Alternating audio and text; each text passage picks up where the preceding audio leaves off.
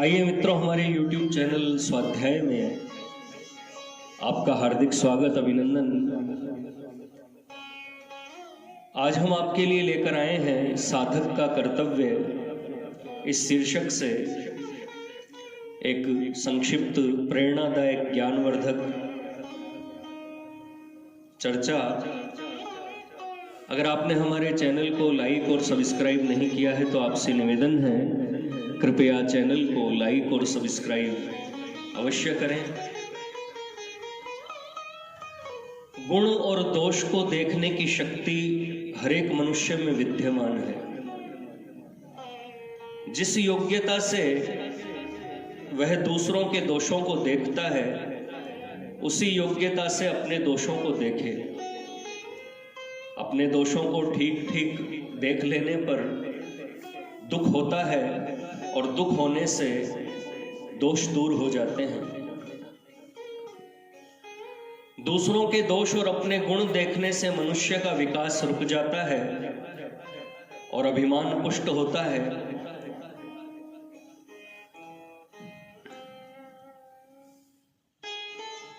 तथा कर्तव्य से निराश होने पर भी विकास रुक जाता है। अतः साधक को चाहिए कि अपने गुणों को न देखें, पराये दोषों को न देखें और कर्तव्य से निराश न हो। जो सचमुच साधक होता है उसे पराये दोष देखने की फुर्सत ही नहीं रहती और उसे दिखते भी नहीं। पराधीन व्यक्ति साधन नहीं कर सकता।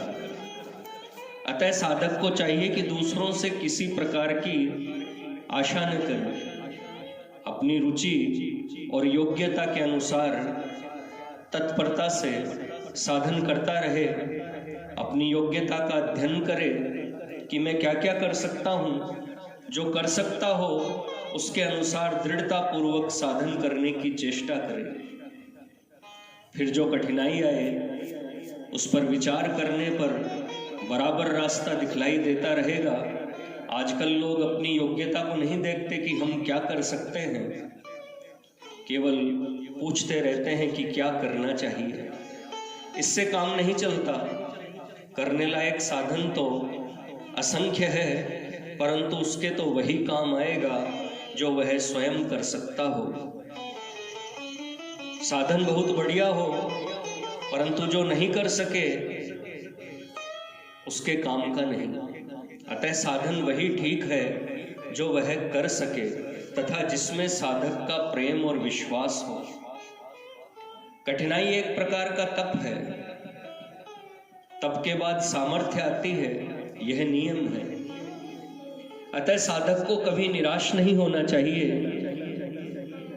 प्राप्त योग्यता के अनुसार साधन करते रहना चाहिए, क्योंकि न जानने का दोष इतना प्रबल नहीं है जितना कि न करने का दोष है।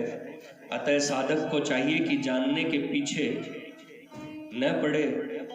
जो कुछ जाना है उसके अनुसार करना आरंभ कर दे।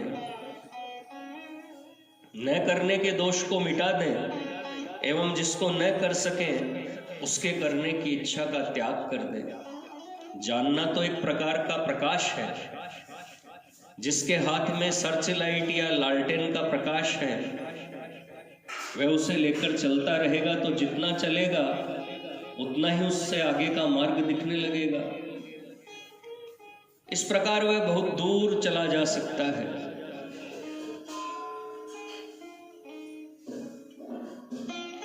परंतु यदि इस आशा पर वही खड़ा रहे कि जब तक आखिर तक प्रकाश हो जाएगा, पूरा रास्ता दिखलाई देगा, तब चलना आरंभ करूंगा, तो वह थोड़ी दूर भी नहीं जा सकेगा।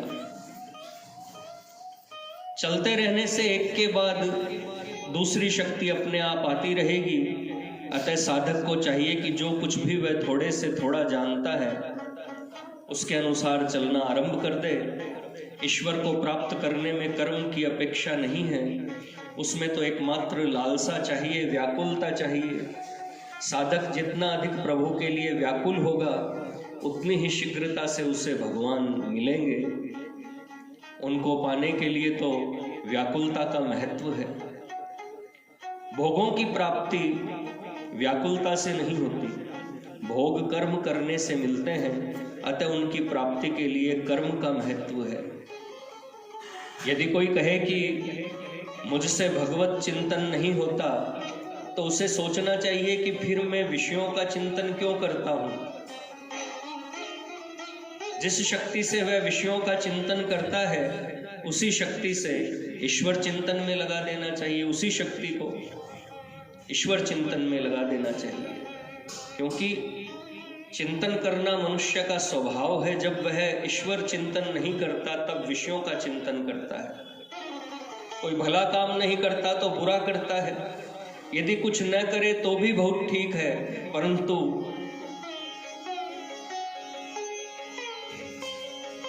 बिना करे तो रहे नहीं,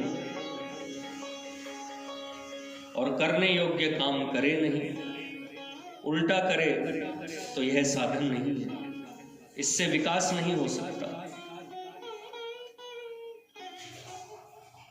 मित्रों, यह थी साधक का कर्तव्य इस शीर्षक से एक संक्षिप्त छोटी सी ज्ञानवर्धक प्रेरणादायक ज्ञान चर्चा। अगर आपने हमारे चैनल को लाइक और सब्सक्राइब नहीं किया है तो आपसे निवेदन है, कृपया चैनल को लाइक और सब्सक्राइब अवश्य करें।